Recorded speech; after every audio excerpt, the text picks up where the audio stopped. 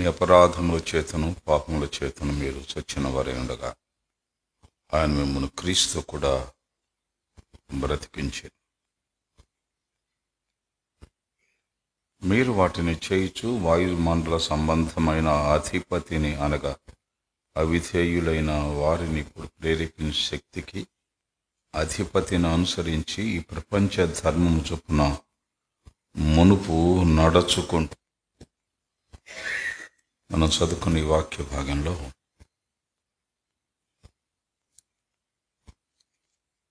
మానవ చేతలు దేవుని చేతలన్నీ రెండు అనుభవాలు పౌలు ఎఫెసీ సంఘానికి రాస్తూ తెలియజేస్తున్నాడు. మన అపరాధముల చేత అంటే అపరాధములనే మన క్రియలు, పాపముల చేత అంటే మన పాపాలు. మన చేతలు అపరాధములతోనూ పాపంతోనూ నిండి ఉన్న సంగతి పౌలు ప్రస్తావిస్తున్నాడు.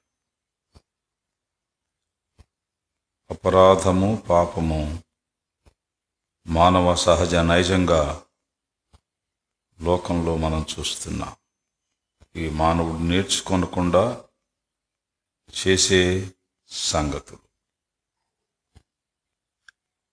నేర్చుకోనకుండా చేసే అనుభవాలు, పాపముల చేత అపరాధముల చేత మనము చచ్చినవారు.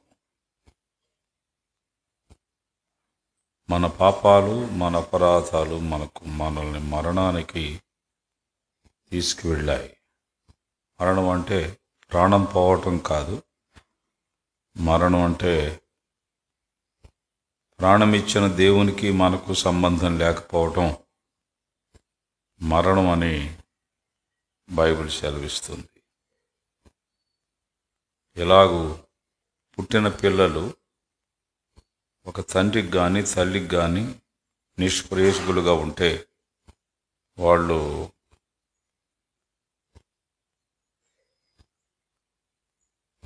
మరణించిన వారుగా భావిస్తారు. వీళ్ళు నాకు పుట్టలేదు అనుకుంటాను, ఈ పిల్లలు నాకు పుట్టలేదు అనుకుంటాను అని భావిస్తారు. అలాగే దేవునికి మనం ఎడబాటు కలిగి జీవిస్తున్నప్పుడు అది మరణంతో సమానం అని లేఖనాలు సెలవిస్తున్నాయి. పాపముల చేత అపరాధముల చేత మనం మరణించిన వారం. ఆ మాటనే ప్రకటన గ్రంథంలో కూడా యోహాను భక్తుడు సంఘాలకు రాస్తున్న ఉత్తరంలో తెలియజేస్తున్నాడు.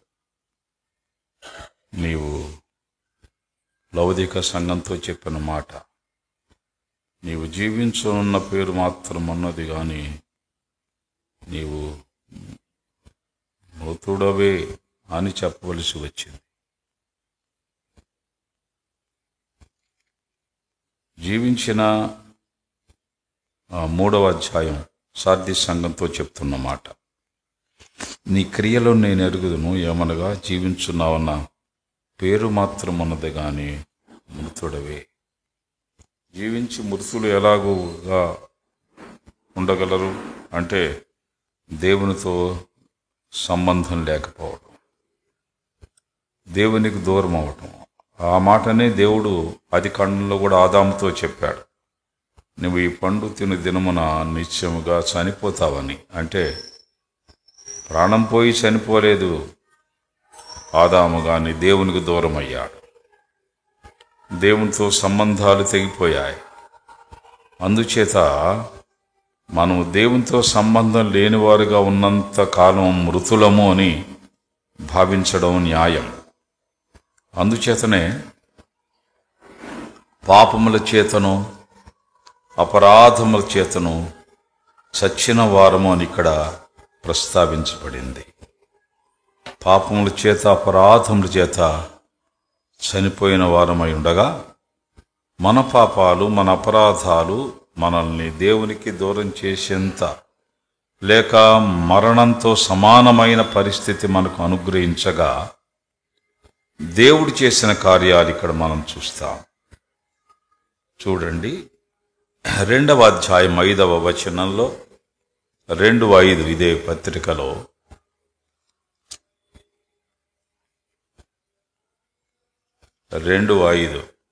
అయినను దేవుడు కరుణా సంపన్నుడై ఉండి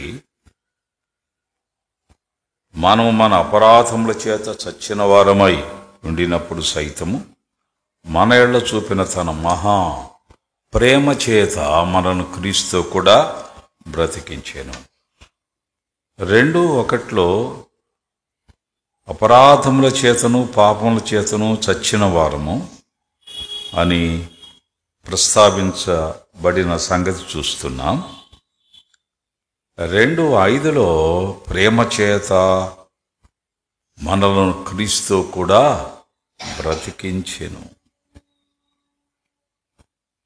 అంచేత మనది క్రీస్తు బ్రతుకు అని తెలియజేయబడింది. మన బ్రతుకు క్రీస్తు బ్రతుకు.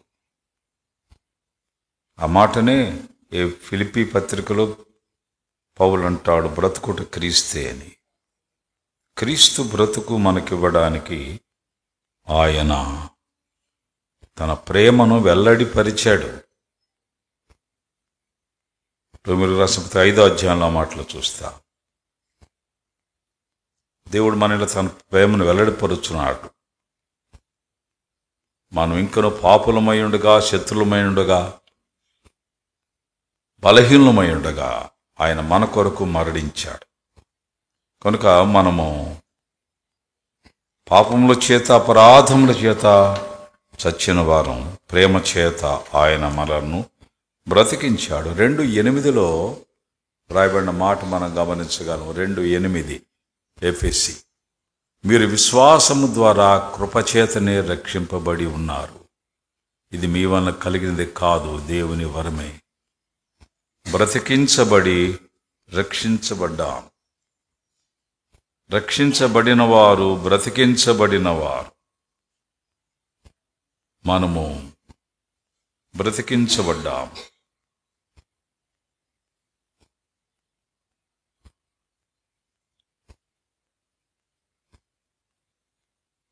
కృపచేత అని వ్రాయబడింది. కృపచేత 8వ వచనంలో కృపచేతనే రక్షింపబడి ఉన్నారు. కనుక బ్రతికించబడ్డాం, రక్షించబడ్డాం. మన అపరాధముల చేత పాపముల చేత చచ్చిన వారమై ఉండగా దేవుని చేతలు ఎలాంటివి? ప్రేమ. దేవుని చేతలు ఎలాంటివి? కృప అని ప్రస్తావించబడింది. అంతేకాకుండా 1:14 చూడండి. ఎఫెసీ, ఆత్మచేత ముద్రించబడితిరి. 1:13 మీరును సత్యవాక్యమును అనగా మీ రక్షణ సువార్తను విని క్రీస్తునందు విశ్వాసముంచి వాగ్దానము చేయబడిన ఆత్మచేత ముద్రించబడితిరి. మనం దేవుని పిల్లలమని ఒక ముద్ర వేశాడు దేవుడు. అందుచేత అపవాది మనల్ని తాకకుండా, పాపం మన మీద తన ప్రభావాన్ని చూపించకుండా ఒక బ్రాండ్ లేబుల్ మన మీద వేయబడింది. అదేమిటంటే మనము ఆత్మచేత ముద్రించబడ్డాం. అంచేత అపవాది మనల్ని జయించడానికి, మన మీదకి రావడానికి భయపడతాడు.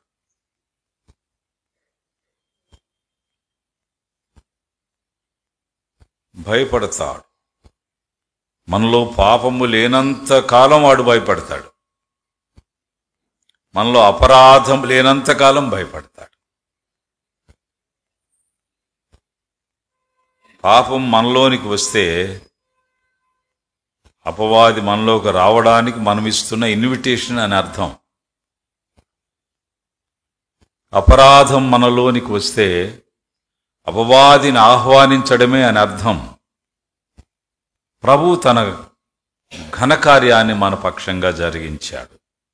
పాపముల చేత అపరాధముల చేత మనము చచ్చిన వారమై ఉండగా ఆయన క్రీస్తు చేత మనలను బ్రతికించాడు. ఆయన తన ప్రేమ చేత మనల్ని బ్రతికించాడు, కృపచేత మనలను రక్షించాడు, ఆత్మచేత ముద్రించాడు. అందుచేత మనం ఏం చేయవలసి ఉన్నాం చూడండి. 3:14 అనుకో, 3:14 ఇదే పత్రిక.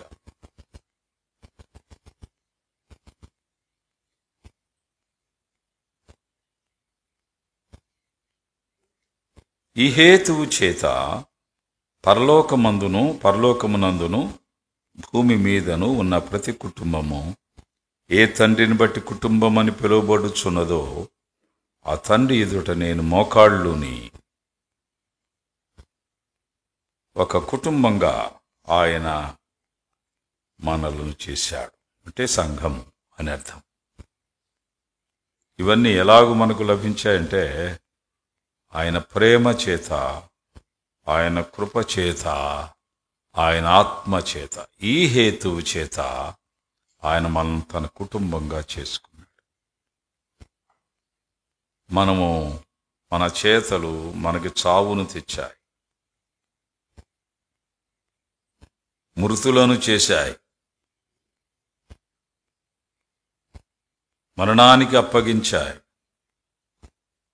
పాతాళానికి తీసుకువెళుతున్నాయి, అగ్నికి ఆహుతులమగునట్లుగా చేస్తున్నాయి. అట్టి మనలను దేవుడు మనము చేతల ద్వారా చచ్చిపోతుంటే ప్రభువు కూడా చేతల ద్వారా మనం బ్రతికించాడు.